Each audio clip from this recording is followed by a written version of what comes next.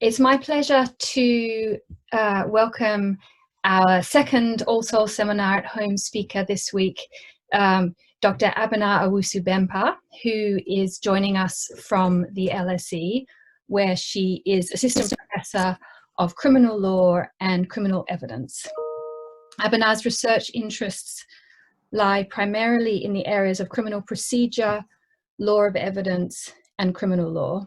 And her current research focuses on fair trial rights and the participatory role of defendants in criminal proceedings. And I believe it's from that research that she will be presenting to us today.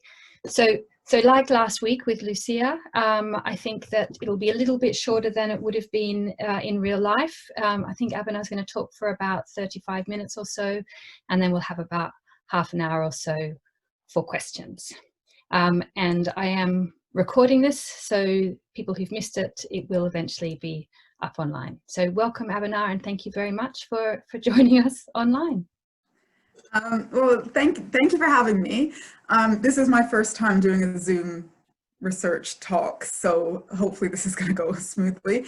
And forgive me if I'm not as engaging as I hopefully would be in real life, but I'm grateful that this is going ahead because I think that almost everything I've had lined up for the last couple of months has been cancelled. So it's nice to be able to have some engagement with research, even if it's virtually. So I'm going to be presenting a paper on defendant participation in criminal trials and barriers to defendant participation. Just by way of background, I became interested in this topic for a couple of reasons. One being that it ties into my more general interest in fair trial rights, and particularly participatory rights. So my earlier work in this area focused on rights not to participate, like the right to silence, for example, and requirements that have been placed on defendants to participate despite having those rights. So if a defendant remains silent in the police station or in court, if certain conditions are met, then adverse inferences can be drawn against them. Their silence can be treated as evidence of guilt. And it became apparent in the course of this work that while there are now these effectively penalty-backed requirements on defendants to participate, many defendants struggle with meaningful participation. So I turn my attention to that side of the issue. I also became interested in this because I've been doing lots of sort of reading around special measures for vulnerable witnesses and complainants, and there have been significant legal developments in recent years aimed at facilitating the participation of vulnerable witnesses and sort of minimizing the emotional impacts of giving evidence. So things like giving evidence through a live link or with the assistance of an intermediary or pre-recorded evidence. And what's notable is that while there's a lot being said and done for vulnerable witnesses, much less regard is being had for the position of defendants. Defendants have rights to participate, but many do struggle to exercise those rights meaningfully. So some because of age or level of maturity, given that the age of criminal responsibility is 10, some because of impairments in mental or social functioning, some because of specific learning disabilities or mental health problems. And these defendants, some of them might be classed as vulnerable and entitled to certain assistance or special measures. But even those who are not deemed to be vulnerable can struggle to meaningfully participate. And what I mean by this is that they can struggle to concentrate, to follow and understand the proceedings and the court process, to engage with other participants, including instructing counsel, giving clear and coherent evidence, generally doing themselves justice in the witness box, and maintaining control over the presentation and direction of their case. So I set out to address two questions. First is kind of a two-part question. Why should defendants have participatory rights and be capable of exercising these rights in a meaningful way? And why has it proven so difficult to attain meaningful participation of defendants? So I'm going to try to address these two questions today, at least in outline. I'll start with a sort of brief overview of the key participatory rights for context, and then get into why I think defendants should have rights to meaningfully participate. So the sort of the normative rationales underpinning participatory rights. And then I'll move into what I think are a few of the main barriers to meaningful participation. In essence, I'll be arguing that these barriers continue to exist because, or will continue to exist until and unless due regard is given to the normative rationales for having participatory rights in the first place. So effectively, we're not paying enough attention to why defendants should be able to meaningfully participate. It's probably also just worth me noting that I wrote this paper and I developed my thoughts on it pre-global pandemic, but with the court modernization program in mind. So since at least 2016, the government has been threatening to move towards virtual trials, or at least much greater use of technology. And that can have pretty obvious implications for participation. If some are participating remotely, that can affect ability to and quality of participation. With the pandemic, courts have closed. Some of this has been fast-tracked. Proceedings are taking place remotely. I don't think so much trials, but pre-trial proceedings, bail applications, case management hearings, and so on. There's a lot of talk about what to do with jury trials, which I think now are going back into the courtroom, but with social distancing in place.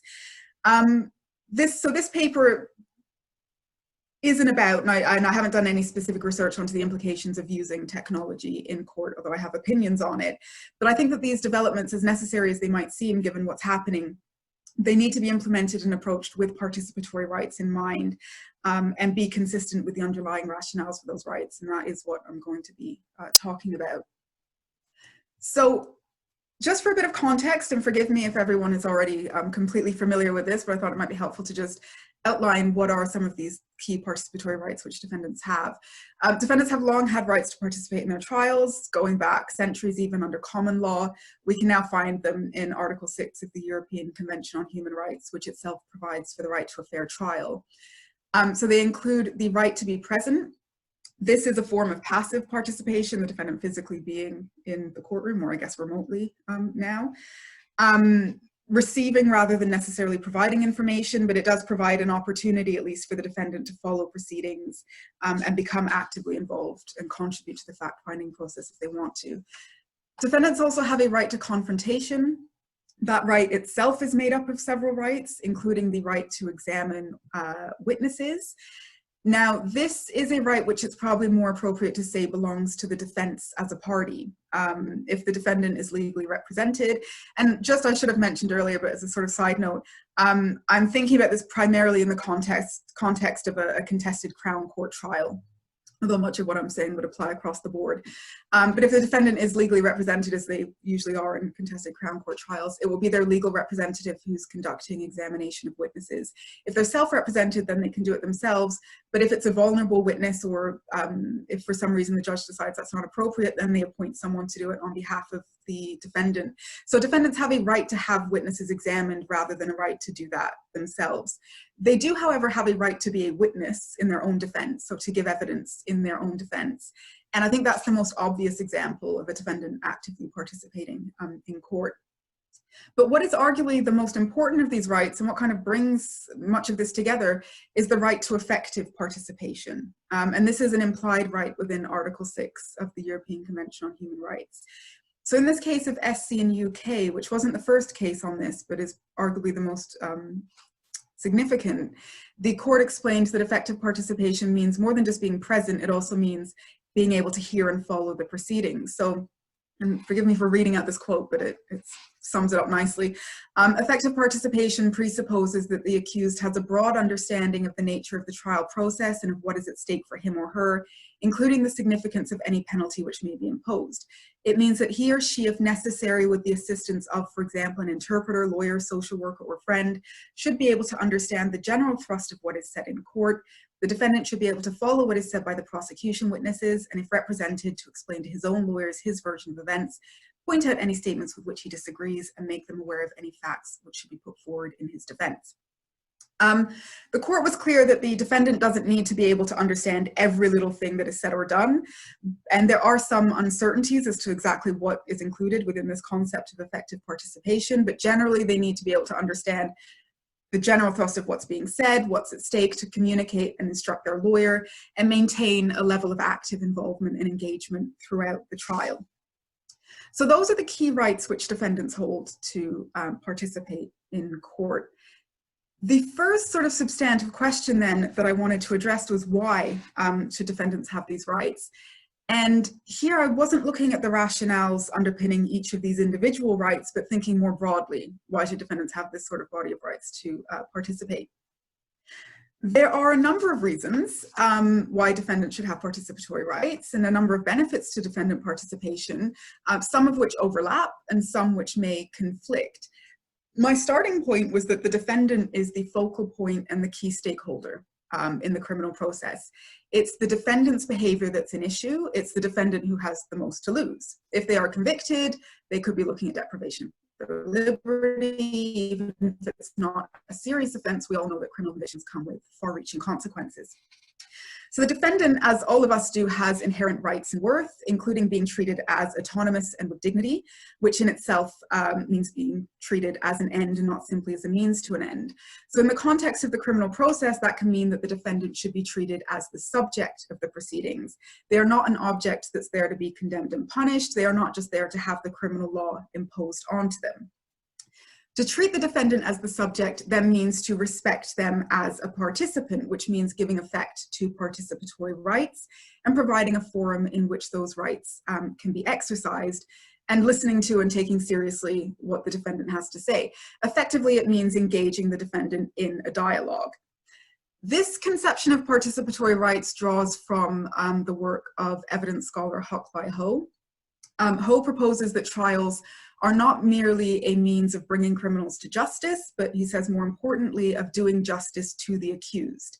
And that this doing justice to the accused is a political obligation that's owed by the state to its citizens that it seeks to censure and punish. And it's owed in order to uphold principles of a liberal democracy, including autonomy, and to prevent the oppression of a police state. So he says, the value of participation, the ability to control and influence one's case, lies in the intrinsic value of self-direction, independently of its contributions to the probabilities of reaching the correct verdict. Citizens are not objects to be acted upon and kept away by the state for the sake of public safety and order. They are individuals that bear rights against the state in the process that seeks their conviction and punishment. I also drew from the work of Anthony Duff, who along with co-authors Farmer, Marshall, and Tadros in their book series, The Trial on Trial, develop a communicative account of the criminal trial in which the defendant ought to be respected as a participant and given a central and ideally an active role in the trial. And they highlight why this is important. One reason being that the state has these potentially oppressive penal powers, including the power to deprive people of their liberty. And if we are to protect people from the potential misuse or abuse of these powers, then we should allow and go beyond that and assist them to respond to the accusations which the state is bringing against them. To this, I think it can be added that the state's oppressive powers can be used not only as a matter of sentencing post-conviction, but during the criminal process itself. So through assaults on dignity and personhood resulting from the routine silencing of defendants. So silencing and shutting down the defendant is itself oppressive because it's an assault on their dignity. And the silencing of defendants should also be avoided because it then denies a voice to those who are most likely to be prosecuted, namely the poor and undereducated. If defendants are routinely silenced or denied an opportunity to play a meaningful role, then the process that's generating our justice system through interpretation and application of the criminal law is proceeding without those voices, which then reinforces the gaps between those who are being prosecuted for crime and those who are judging them. So to sum up this line of argument, the defendant is the autonomous subject of the proceedings. They are inherently worthy of a dialogue and they should be respected and treated as a participant. But also, and maybe more pragmatically, the defendant has a right to be presumed innocent, and the burden of proof ordinarily rests on the prosecution. With this in mind, the trial can be seen as an opportunity or a forum to put the prosecution to proof or test the prosecution case to ensure that that presumption of innocence has or can be rebutted. In order to be able to test the prosecution's case, or at least to understand how or why the prosecution has met its burden of proof, the defendant needs to be able to follow, understand, and contribute to the proceedings. So they need to be in a position to meaningfully participate. Now, at this point, I should stress that participation is and should be a choice. Respecting autonomy means that we provide the opportunity to participate, but we don't force it. So there are also those rights not to participate, like the right to silence and the privilege against self-incrimination. However, where defendants do actively participate, this can be of instrumental value. So it can help to keep the state's power in check by testing the prosecution's case, exposing weaknesses and errors, potentially resulting in acquittals of innocent people. At the same time, however, and on the flip side, the defendant's participation can be of value to the state. Active and cooperative defendants can provide information which ends up assisting the prosecution in building and presenting its case, and information which may end up actually being used against the defendant in court. And we see that through, for example, pretrial disclosure requirements. Participation can also help with the state's ever-growing goal of an efficient criminal justice system. So active cooperative defendants can help to prevent unnecessary delays by identifying the key issues in the case. In court, they may be the most efficient witness. They can answer questions which go directly to the issues in the case. They can instruct counsel such that questioning of other witnesses is confined to relevant issues.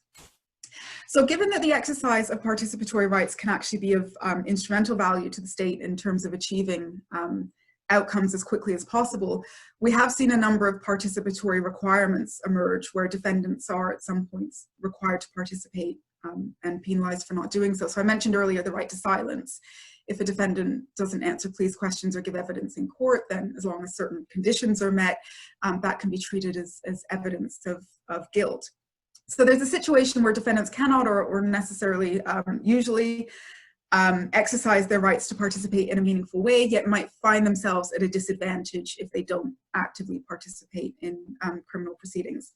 So it seems to me that defendant participation in itself is being valued by the state, but perhaps only insofar as it can help to achieve speedy outcomes. And from the state's perspective, ideally, I think that would be a conviction. And if that's how participation in itself is being valued, then it could help to explain why there continue to be so many barriers to meaningful communication between the defendant and the court. When the focus is on efficient fact-finding rather than respecting autonomy or testing the prosecution case, there's less incentive to facilitate meaningful participation and more incentive to treat the defendant as an evidential resource or an object rather than a subject. Okay, so just to clarify the argument, because I think I've been waffling on a bit. So I'm saying that defendants should have participatory rights and be capable of exercising those rights in recognition of their position as the autonomous subject of the proceedings and as a mechanism for testing the prosecution's case. But that doesn't seem to be the driving force behind wanting defendants to participate in practice. And as I've mentioned, many defendants can struggle to exercise participatory rights in a meaningful way, and I don't think that's going to change until we have greater recognition of the normative rationales for participatory rights.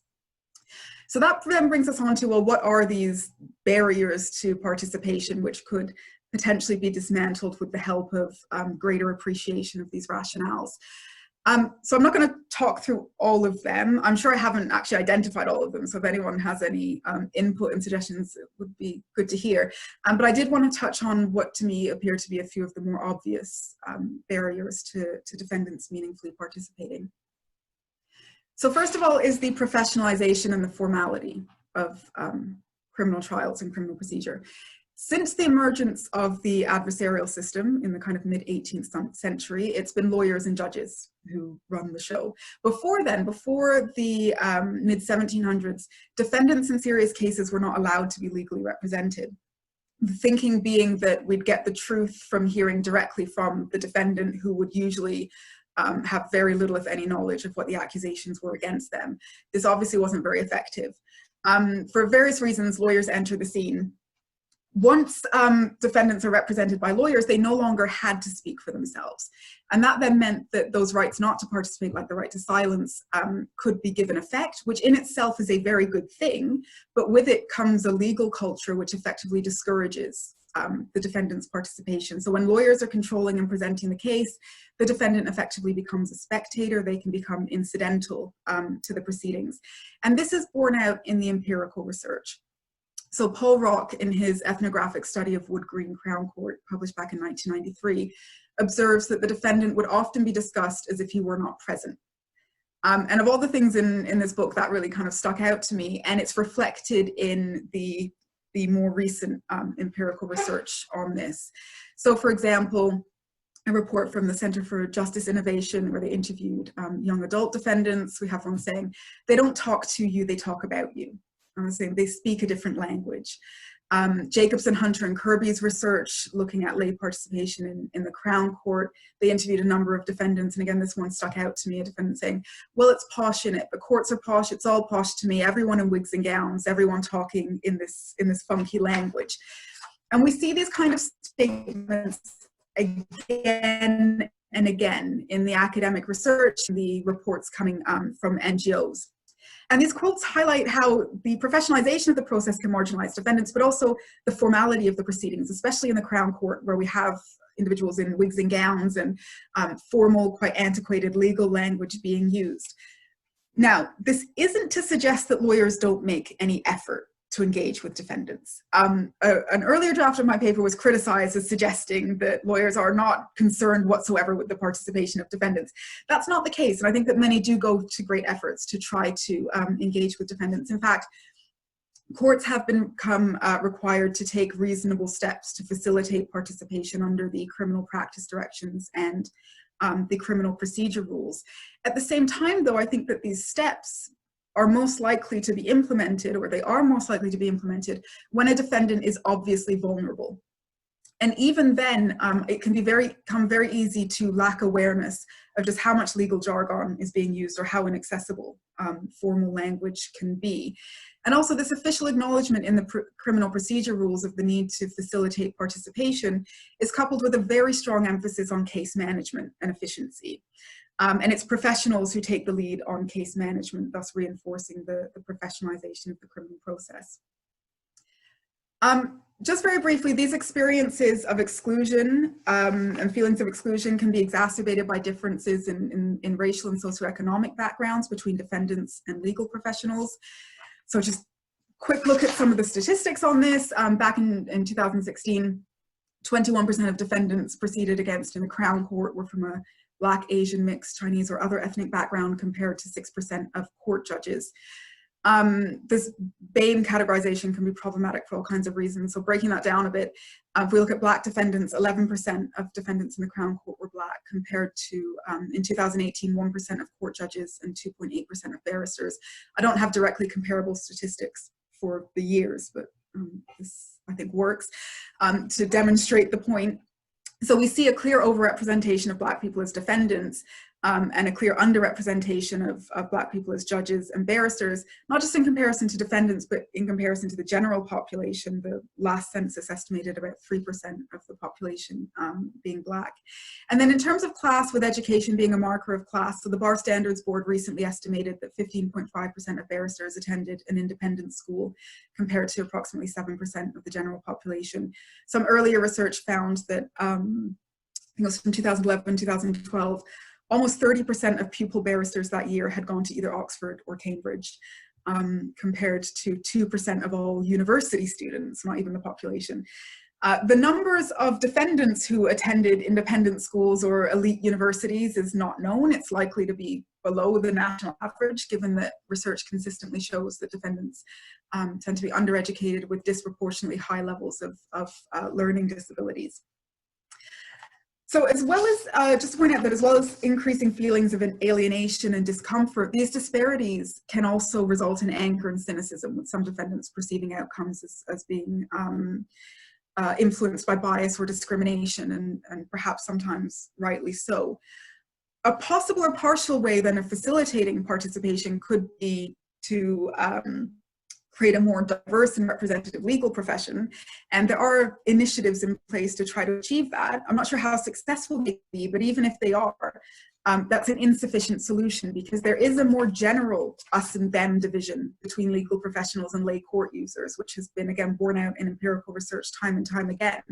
And this results not just from formality and the kind of language that's used and background, but also might be viewed by some as a way of protecting the integrity of the legal process and sustaining the court's aura of authority. Now, I don't think the present situation, where many defendants struggle with understanding basic concepts in court processes, can be justified on the basis of sustaining the court's authority. Arguably, those who are able to fully engage in the process are also best able to understand how serious the process is and what's at stake. So to prevent the further sort of othering of defendants, I do think we need greater recognition and appreciation of those rationales which underpin the participatory rights. Defendants should be at the center of the criminal process. They should be seen and treated as the autonomous subject of the proceedings, as being worthy of engagement in a dialogue, and their participation viewed as a means of holding the state to account. And there are practical steps which can be taken to help achieve this, adopting a sort of procedural justice approach. So, for example, since legal language is often cited as being a barrier to understanding, procedural justice may require the adoption of clear and simple language at all times throughout court proceedings. And this has been advocated most recently, I think, by not most recently, but recently by the civil liberties organization Justice in their report on understanding courts. It's also been suggested that judges and lawyers can make simple gestures to demonstrate respect to defendants, which I'm sure many already do. So, for example, introducing themselves to defendants, making eye contact, judges in particular asking defendants what questions they have, speaking to them rather than at them, and taking a sort of a non-authoritarian tone and approach. So these simple kind of changes, routinely treating defendants with respect, could make a significant difference. But I don't think that they will become embedded without greater recognition and appreciation of why defendants should be capable of meaningful participation. Okay, the other barrier which I wanted to spend a couple minutes talking about was the defendant's physical position in the courtroom. So the defendant will usually sit in the dock, and in the Crown Court, that will be a secure dock that looks something like the picture on the slide. It is, as Linda Mulcahy has noted in her work on this, effectively a room within a room. And it's in the Crown Court at the back of the room, whereas the judge is at the front in an elevated position, and the lawyers are in the middle with their backs turned to the defendant. So this does very little to suggest that the defendant is the subject of the proceedings. In fact, it acts to marginalize them and effectively objectify them. It also prevents meaningful participation in a number of ways. For a start, it prevents free communication between the defendant and their lawyer. If they want to engage with their counsel during the proceedings, they have to bang on the glass or send the dock officer out or do whatever means is taken. It's very disruptive. It can also be difficult to hear what's happening from the dock. So even those who have full capacity to understand and engage may struggle to follow what's happening and being said in court. And not only does it interfere with the ability to exercise participatory rights, but also those rationales which underpin them. So placing a defendant in this glass box is completely undignified and degrading.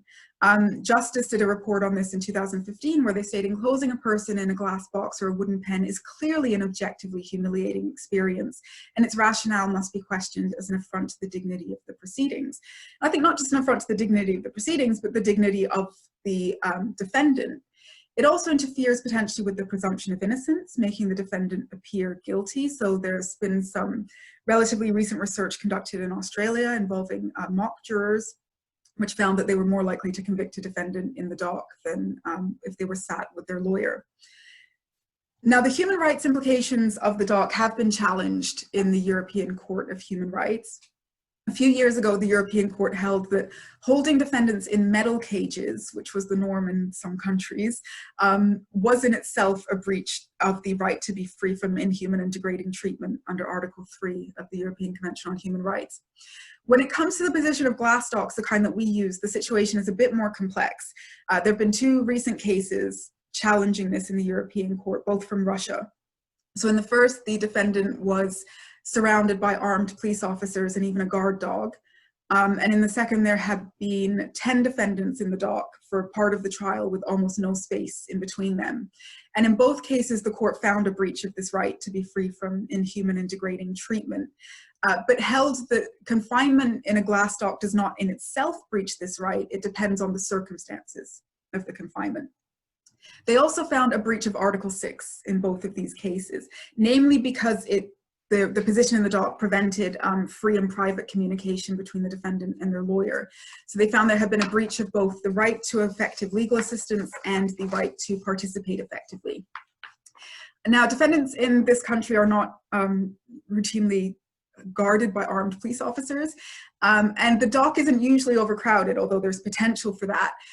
But there is definitely a question of whether routinely placing the defendant in the glass dock is a breach of Article 6 and the right to effect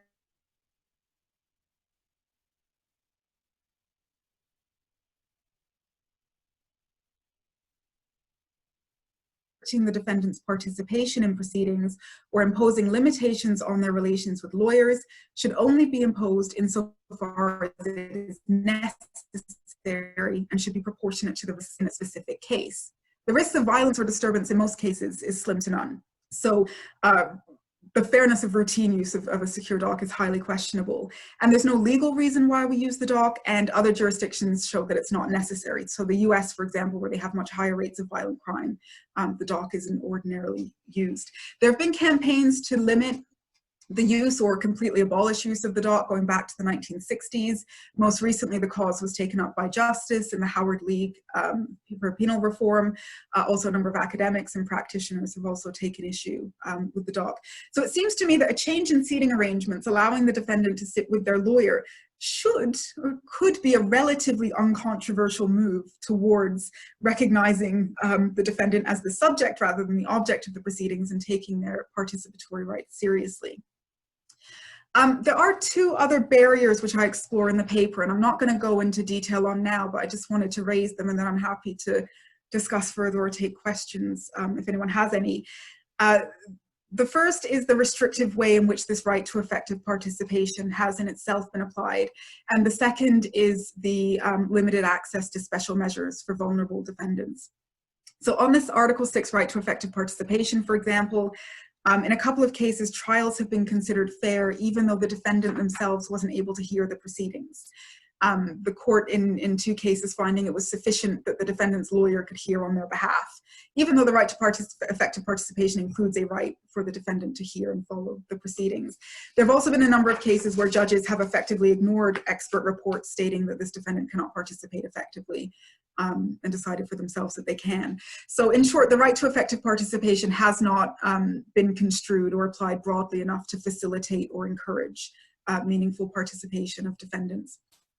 And then just quickly on special measures, so the criminal practice directions along with the criminal procedure rules state that the court must take every reasonable step to enable defendants to comprehend proceedings and engage fully with their defense. And significant progress has been made in recent years. We haven't caught up with vulnerable witnesses, but progress has been made. But the two most important special measures, or maybe the two most significant, live link and the use of intermediaries, are subject to strict eligibility criteria, much more so than for non-defendant witnesses. And also just to note that where defendants have a recognized or an acknowledged communication problem, but the court finds that it's not serious enough to warrant something like an intermediary, and so the defendant chooses not to give evidence, so they decide that they can't do themselves justice or whatever it is, they can still face adverse inferences being drawn from their silence in court.